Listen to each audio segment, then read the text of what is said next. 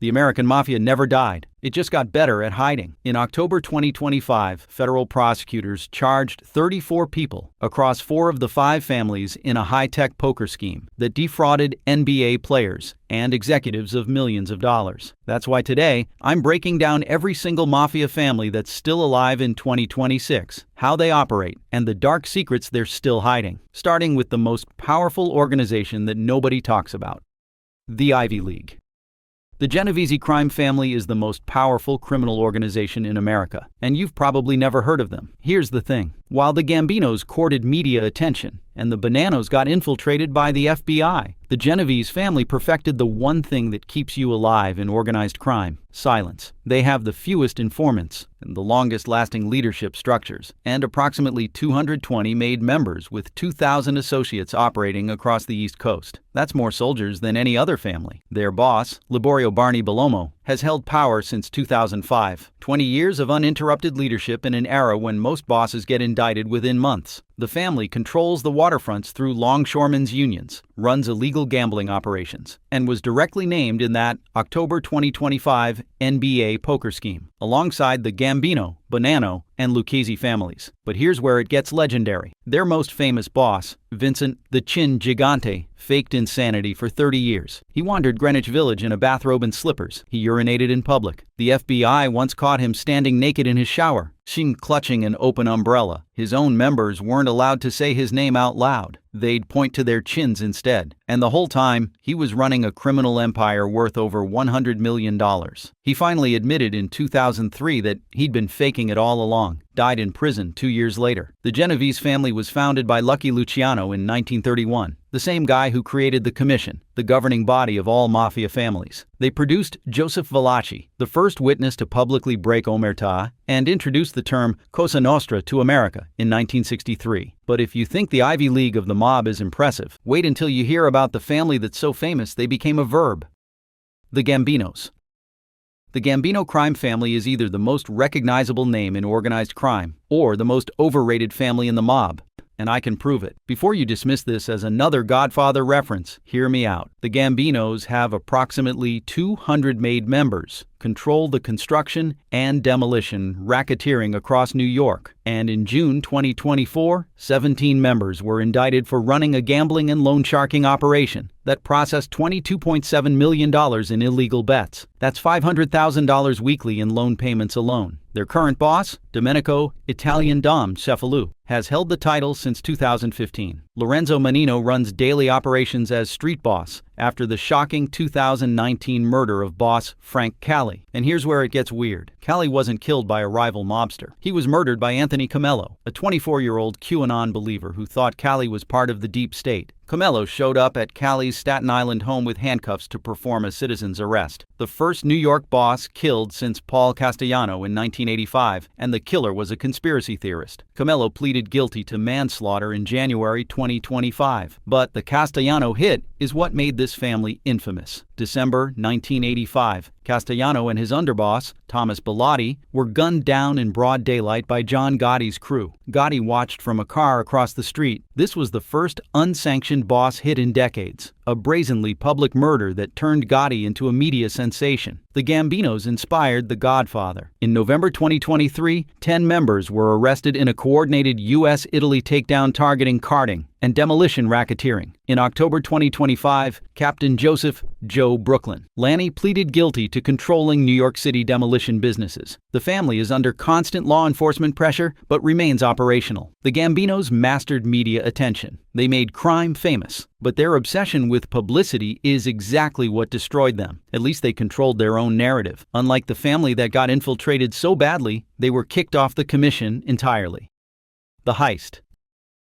The Lucchese crime family pulled off the largest cash robbery in American history, and nobody survived to spend it. Here's the thing. While other families fought over drug territory and gambling rackets, the Lucchese family controlled John F. Kennedy Airport, and on December 11, 1978, they walked into a Lufthansa Airlines cargo building and stole $5.8 million in cash and jewelry. That's over $28 million in today's money. The mastermind was Jimmy Burke, a Lucchese associate immortalized as Jimmy Conway in Goodfellas. The plan was perfect. The execution was flawless. But here's where it gets dark. Burke systematically murdered almost every participant in the heist to eliminate witnesses. Bodies started dropping within weeks. Strangulation, gunshots. One guy was found frozen in a refrigerated truck. Another disappeared entirely. The Lucchese family currently has approximately 100 made members organized across 7 crews. Boss Vittorio Vicamuso has technically held power since 1991 while serving a life sentence. Michael Big Mike DeSantis runs daily operations as acting boss. But wait, in April 2025, 39 members and associates were charged in a massive takedown. Raids hit 12 locations and seized over $3 million.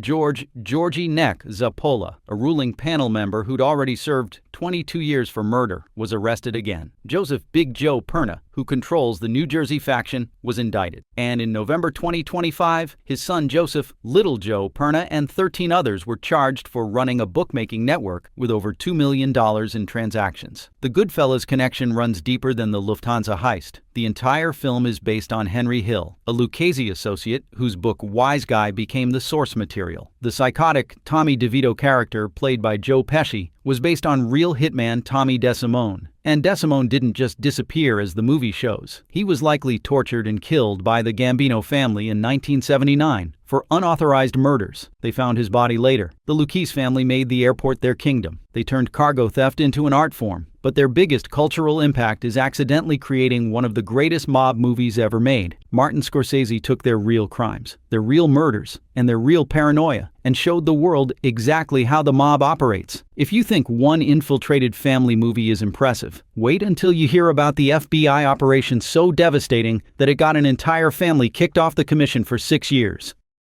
Donnie Brasco.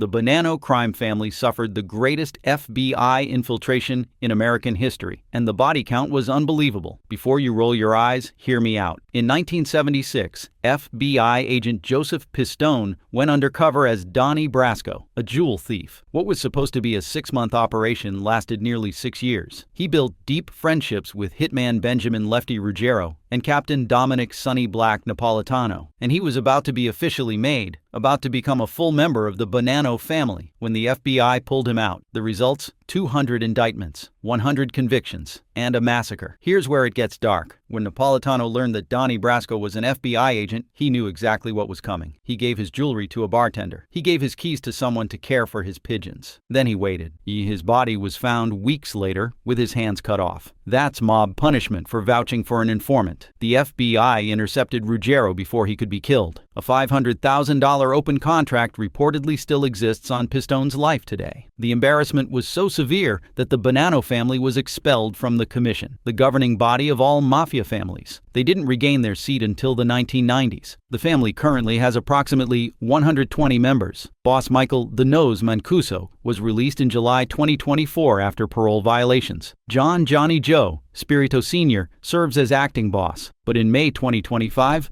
something unprecedented happened. The family social club was robbed by masked figures who took over $100,000 in cash and jewelry, while Spirito and Consigliere Ernest Aiello were present. An extraordinary humiliation. But wait, in 2005, boss Joseph Massino became the first sitting New York City boss to become a government informant. Not just any member, not just a captain. The actual boss. He provided unprecedented intelligence on all 5 families and died in September 2023. The Bonanno family went from being one of the original 5 families founded in 1931 to being kicked off the commission for getting infiltrated. They went from having a boss who ran operations with military precision to having a boss who flipped and testified against everyone. And they went from controlling rackets across New York to getting robbed in their own social club. The story became the 1997 film Donnie Brasco, starring Johnny Depp and Al Pacino. But the movie doesn't show you the hands. It doesn't show you the torture. It doesn't show you what really happens when you break the most sacred rule. At least the Bonannos still exist, unlike the family that's been so decimated by internal wars that nobody knows if they'll survive another year. The Dynasty. The Colombo crime family is either the most resilient organization in New York or a dying dynasty held together by one legendary name. Here's the thing. The Colombos are the smallest of the 5 families with approximately 100 made members. They've survived 3 internal wars that left multiple dead and the family permanently weakened. In December 2023, all 14 defendants in a major leadership indictment pleaded guilty, including underboss Benjamin Castellazzo and consigliere Ralph Di Matteo. The family was completely decapitated. But in July 2025, Theodore "Skinny" Teddy Persico Jr. became boss after release from federal custody, and that name matters. He's the nephew of legendary boss Carmine the Snake Persico, who ran the family from prison for decades until his death in March 2019. The Persico dynasty endures, except Skinny Teddy immediately faced parole violation charges in January 2026 for meeting with family members. Zero ability to operate without law enforcement watching every move. And here's where it gets weird. The Colombo family was the only one of the 5 families not named in the October 2025 NBA poker scheme. Every other major family was involved. The Genovese, Gambino, Bonanno, and Lucchese families all got indicted, but not the Colombos. That's not because they're smart, that's because they're too weak to participate. The family's history is violence. The 1991 to 1993 war killed multiple members and shattered their structure. A 2011 arrest sweep left them without apparent leadership. Former boss Andy Mush Russo died in April 2022 during a pending case. Boss after boss was either imprisoned, dead, or turned informant. But wait, their founder, Joseph Colombo, was the most unlikely mob boss in history. In the 1960s, he founded the Italian-American Civil Rights League and accused the FBI of racial profiling. He organized Unity Day rallies with thousands of attendees, and in 1971, at one of those rallies, he was shot by a black man, who was immediately killed by Colombo's bodyguards. Nobody knows who ordered the hit. Colombo survived, but remained in a vegetative state until 1978. The family went from a boss who publicly fought the FBI to a family that can't even keep its leadership out of prison long enough to commit crimes. They went from participating in multifamily schemes to being excluded entirely. And they went from the Persico dynasty controlling everything to Skinny Teddy getting violated within 6 months of release. If you think New York's smallest family is struggling, wait until you hear about the only non-New York family powerful enough to sit on the commission. The Outfit. The Chicago outfit built Las Vegas and controlled it for decades. And the way they lost everything is darker than any movie shows. Before you think this is just another Al Capone story, hear me out. The outfit is the only non-New York family powerful enough to sit on the commission, the governing body of all Mafia families. They controlled 4 major casinos: the Stardust, Fremont, Hacienda, and Marina. They used Teamsters pension funds with Jimmy Hoffa's help to finance casino construction. And then they skimmed millions in untaxed cash for decades. The current boss, Salvatore Sali de Laurentiis, has held the title since 2018. He's 85 years old. Albert Little Guy Vina, who's 77, serves as acting street boss. Former consigliere Joseph Joe the Builder Andriacchi died in August 2024. The leadership is elderly, and the organization is significantly weakened. But they're still active. In May 2025, associate Anthony Saflarski was indicted for home invasion and jewelry theft. He previously ran a $30 million illegal gambling operation. The outfit maintains gambling, loan sharking, and labor racketeering across Chicago and the surrounding suburbs. Here's where it gets dark. Tony the Ant Spilotro was Chicago's enforcer in Las Vegas from 1971 to 1986. He ran the hole-in-the-wall gang burglary crew and committed the infamous M&M murders, where he put a victim's head in a vise until his eye popped out. That scene in Casino is real. In June 1986, Tony and his brother Michael were lured to a basement in Illinois. Michael was told he was going to be made, that he was finally becoming a full member of the outfit. Instead, they were both beaten to death with baseball bats and fists. Tony allegedly asked if he could say a prayer before they killed him. Their bodies were buried in an Indiana cornfield and discovered days later. But wait. Boss Sam Giancana in the 1960s shared a mistress, Judith Exner, with President John F. Kennedy, and he worked with the CIA on failed attempts to assassinate Fidel Castro. And in 1975, he was murdered while cooking sausage in his Oak Park home, shot 7 times in the head and mouth. This happened days before he was scheduled to testify before the Senate about CIA operations. The outfit went from controlling the Vegas Strip to having their enforcer beaten to death in a basement. They went from working with the CIA to having their boss executed before testimony. And they went from being Al Capone's empire to being run by men in their 80s who can barely stay out of prison. At least Chicago's violence was business, unlike the family where psychotic brutality became the entire identity. The bloodbath. The Philadelphia crime family went from 21 years of peace to the most violent decade in American Mafia history. And the body count is genuinely disturbing. Here's the thing. Angelo Bruno, known as the Gentle Don, ruled Philadelphia from 1959 to 1980 without a single major internal conflict. He maintained relationships with all 5 families, avoided drug trafficking, and ran traditional rackets like gambling and loan sharking. 21 years of stability, 0 murders. Then, in March 1980, Bruno was shotgunned in his car outside his home. His own consigliere, Antonio "Tony Bananas" Caponegro, ordered the hit without commission approval. Caponegro is expected to become the boss. Instead, the commission tortured and killed him. His body was found with $20 bills stuffed in his mouth and anus to symbolize his greed. That's not a movie detail. That's real documented history. What followed was pure chaos. Philip Testa became the boss and was killed by a nail bomb under his porch in 1981. Nicodemus "Little Nicky" Scarfo took over and became the opposite of Bruno. Short-tempered, violence-loving, and completely unhinged. Scarfo oversaw over 30 murders during internal wars from 1981 to 1991. He demanded a street tax from all criminals in his territory. He was the first major boss to fully embrace drug trafficking. The family currently has approximately 50 to 60 members. Georgie Boy Borghese became boss in late 2024 after longtime leader Joseph "Skinny Joey" Merlino was shelved for becoming a social media personality. Underboss Stephen Mazzoni was indicted in November 2020 on racketeering charges. The family maintains operations across South Philadelphia, Atlantic City, and South Jersey. But here's where it gets unprecedented. In 1999, boss Ralph Natali became the first official American Mafia boss to become a government informant. Not just any member, the actual boss. He testified against Merlino and admitted to ordering 10 mob executions. The first boss to flip before Joseph Massino of the Bonanos did it in 2005. The transformation from Bruno to Scarfo is one of the most dramatic shifts in mob history. Bruno avoided violence. Scarfo embraced it.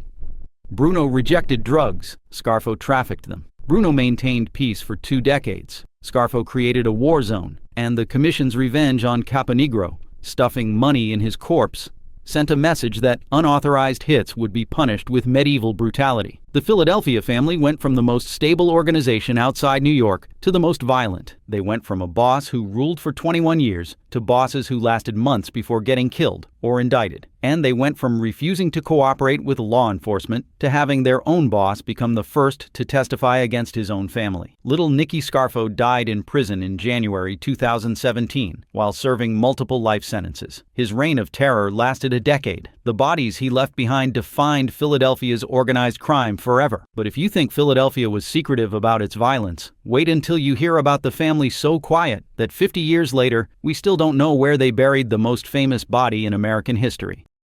The disappearance.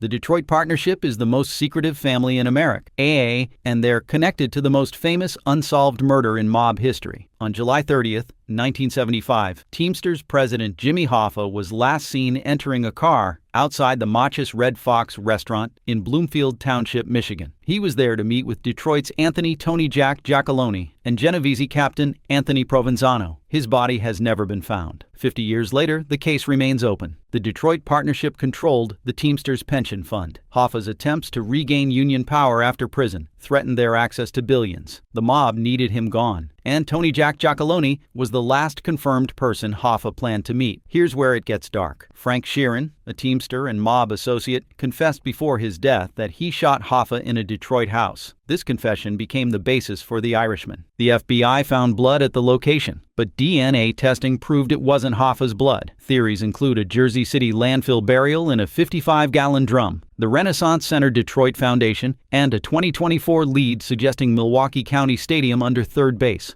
The family historically controlled gambling, loan sharking, and had significant Teamsters influence. Boss Giacomo "Blackjack" Taco, who died in 2014, was the longest-serving mafia leader in American history. In 2024, Peter Gerace Jr. was convicted of conspiracy, bribery, sex trafficking, and narcotics. Former DEA agent Joseph Bongiovanni was found guilty of obstruction for protecting Buffalo and Detroit-connected drug dealers. The family remains active but maintains the lowest profile of any major organization. The Hoffa mystery defines them. 50 years of theories, 50 years of searches, 50 years of silence. The FBI has excavated sites, interviewed witnesses, and offered deals. Nothing. The most famous disappearance in American history, and the Detroit partnership has never broken. They went from controlling the Teamsters pension fund to being connected to the most investigated murder in FBI history. They went from having the longest-serving boss to having Jackie the Kid, whose family name is synonymous with Hoffa, running daily operations. And they went from being the quietest family in the mob to being unable to escape the one crime that made them infamous. Jimmy Hoffa's body is somewhere. The Detroit partnership knows where, and they'll never tell. If you enjoyed this video and want to see more, click the video on the screen now.